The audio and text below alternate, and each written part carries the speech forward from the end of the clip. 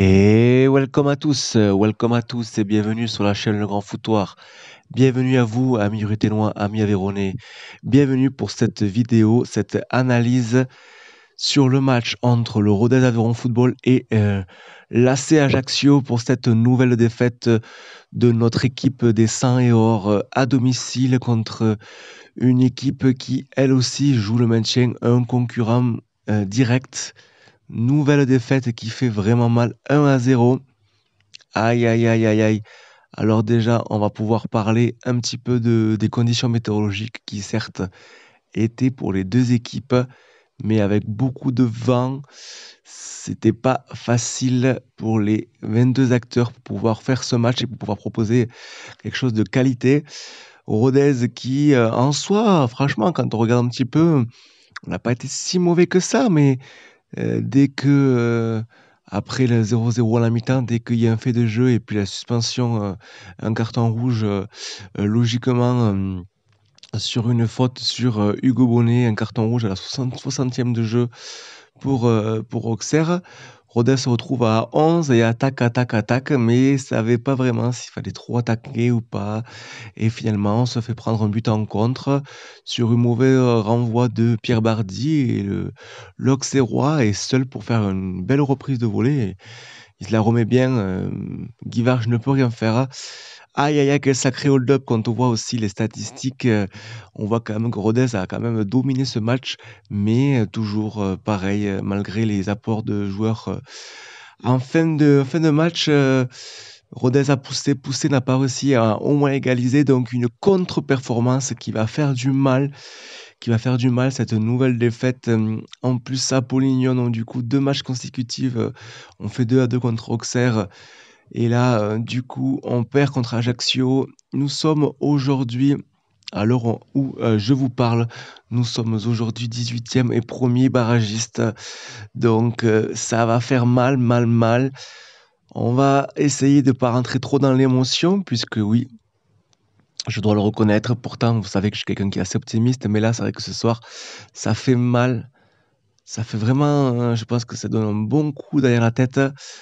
Alors, je me dis bien que heureusement que c'est la trêve internationale pendant 15 jours, en espérant que les joueurs vont pouvoir se remobiliser, que le staff, l'entraîneur et tout le club va pouvoir essayer de sortir la tête de l'eau, puisqu'il y en a besoin. Alors, qu'est-ce qu'on va faire? Qu'est-ce qu'on fait? Est-ce qu'on fait comme les commentaires sur Rodez, sur Facebook ou dans les réseaux sociaux qui critiquent le club? Oui, on peut le faire. Oui, on peut dire que le coach Perola, là, on a l'impression que là, le discours l'année dernière fonctionnait, mais là, ça ne fonctionne plus. On le voit. Il manque quelque chose. Il manque une âme à cette équipe-là. On a l'impression par rapport à l'année dernière, on ne retrouve pas cette force de jeu, d'esprit d'équipe et de combativité qu'on pouvait avoir lors de la saison dernière. Il y avait du mieux contre Auxerre. Et là, moi, sincèrement, là, je vous parlerai pas de stratégie, de tactique et tout. C'est la même stratégie que l'année dernière, c'est le même principe de jeu. C'est comme ça, je pense que ça ne changera pas tant qu'on aura Laurent Perrella en tant qu'entraîneur. En plus, pour ceux qui disent qu'il faut qu'il parte, qu'il y ait du changement, ça marche pas comme ça. Il a été prolongé en plus, donc un changement à Rodez, c'est pas comme ça. On n'est pas dans des gros clubs, on vire pas des entraîneurs comme ça. Non, moi, je pense que il y a un état des lieux à faire. Tout le monde est responsable, il y a les joueurs, les entraîneurs, le staff.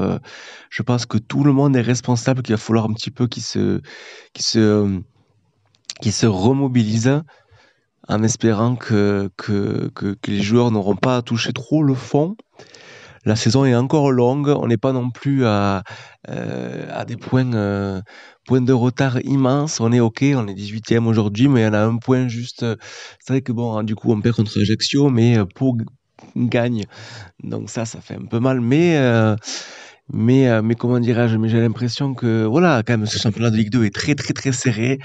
Nous, on joue pas dans la même catégorie que d'autres clubs plus huppés de le championnat de Ligue 2 BKT. J'ai vraiment l'impression que là, on va se battre match après match, et tant qu'on n'aura pas des guerriers sur le terrain, on pourra pas se maintenir de façon facile. Comme je le dis souvent dans mes vidéos, Vous pouvez aller voir ce que j'ai fait précédemment. Vous le voyez que nos joueurs cette année, il manque un petit peu. Moi, je dirais, je sais pas ce que vous en avez pensé d'ailleurs. N'hésitez pas à le dire en commentaire. Toujours en commentaire courtois et constructif sera le bienvenu. On peut critiquer, mais toujours avec respect. C'est le plus important. Mais j'ai l'impression qu'on manque un petit peu il manque un petit peu de brin de chance.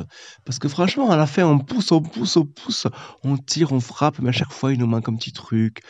Et là, en plus, pour une fois, on se dit, ah, un carton rouge, ça y est, la chance nous sourit. Et bien non, finalement, on se fait prendre à notre propre jeu. On apprend. La deuxième saison est toujours la plus dure. À entendre les commentateurs, les pseudo-commentateurs sur les réseaux sociaux, sur le Facebook de Rodez Aviron Football, à attendre, en Rodez, on doit jouer les premiers rôles, on doit avoir un jeu très léché, Non, Rodez fait du Rodez. On n'a jamais très bien joué, mais c'est vrai que là, c'est très dur en ce moment.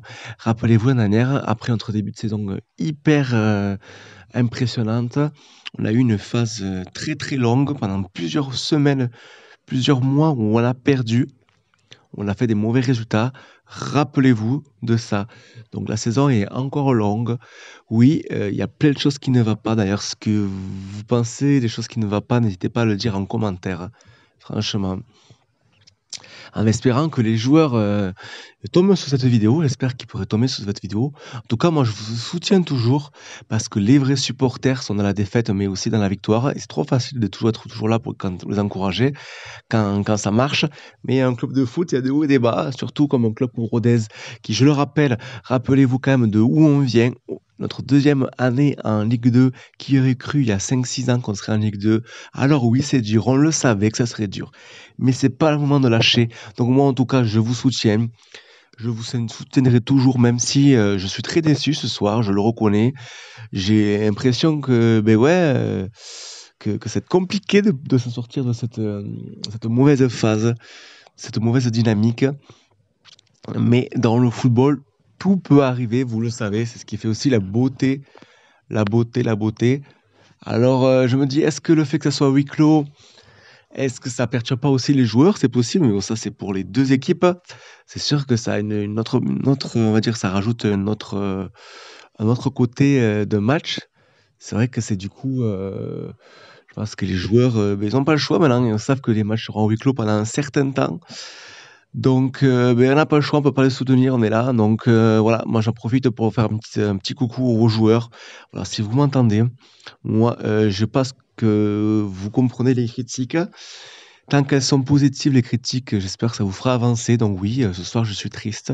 Je trouve que cette défaite fait vraiment mal, mal, mal. En plus, après la trêve internationale, on va à Valenciennes qui a cartonné, qui a gagné 5-4 contre Toulouse. Donc attention, le match contre Valenciennes, en espérant que nos joueurs se remobilisent, comme je le dis sincèrement.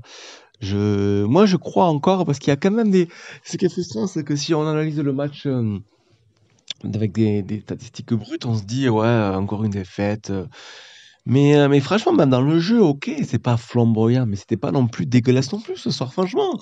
J'ai pas trouvé, mais on s'est fait surprendre comme des... Ah là là, comme ça, on dirait que c'est notre première saison en Ligue 2.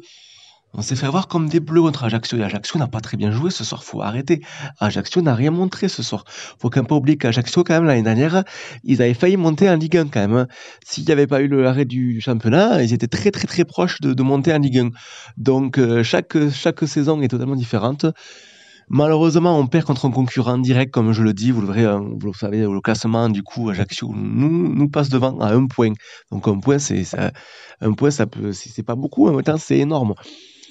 Mais, il reste beaucoup de points à engranger. C'est vrai que ça fait à domicile, du coup, là, normalement, moi je le dis encore, hein, le maintien se joue à domicile. Bon, normalement, il y a la ferveur, il y a le public, on est là pour le soutenir. Mais là, il n'y a personne, donc on est à huis clos, donc c'est sûr. On est à domicile, mais parfois on n'a pas l'impression qu'on est à domicile. Mais bon, quand même, on est là, ils connaissent la pelouse, ils connaissent le stade, ils ont leur repère à Polignon. Donc ouais, là, ça fait mal de récupérer qu'un point sur 2 matchs. Après 3 défaites, un match nul contre Auxerre et la défaite contre Ajaccio. Ah, Valenciennes, je crois qu'on va et après on reçoit Guingamp. Ouais, là, va falloir grappiller des points à l'extérieur, hein. On n'a plus le choix, on n'a plus le choix.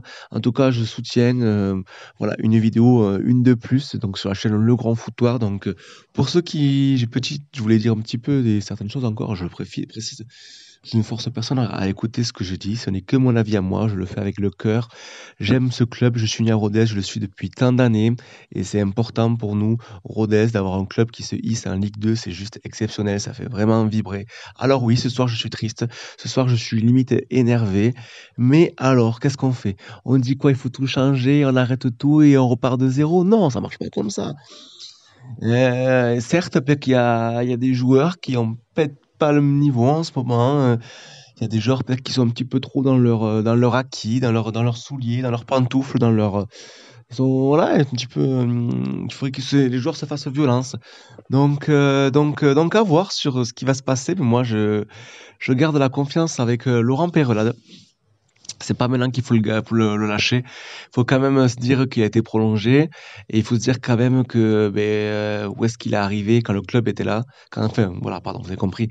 Quand Laurent Période est arrivé, rappelez-vous où est-ce qu'on était? On était en CFA, on a failli descendre la première année en CFA 2, mais c'est-à-dire le club, le président avait gardé sa confiance et on en voit où on était aujourd'hui, la Ligue 2. Donc, moi, je reste optimiste. Ça va être dur, mais je soutiens encore les saints et or. Il faut qu'il y ait du changement, mais pas du changement que pour faire du changement. Je pense qu'un jour ou l'autre, la dynamique va changer. Il suffit d'enchaîner un ou deux, trois résultats et on peut vite être dans le milieu du classement. Du moins, en tout cas, c'est ce que j'espère. C'est ce que j'espère, vous, amoureux de Rodez, amoureux de l'Aveyron et amoureux de ce club qui veut nous faire vibrer. Mais moi, j'en ai marre des supporters girouettes, oui, des supporters footix qui sont là, Rodez, mais arrêtez. Oh, c'est pas FIFA, là, on n'est pas sur la PlayStation, là. Arrêtez un petit peu, là. Arrêtez le football, ça marche pas comme ça, hein. C'est trop facile sinon.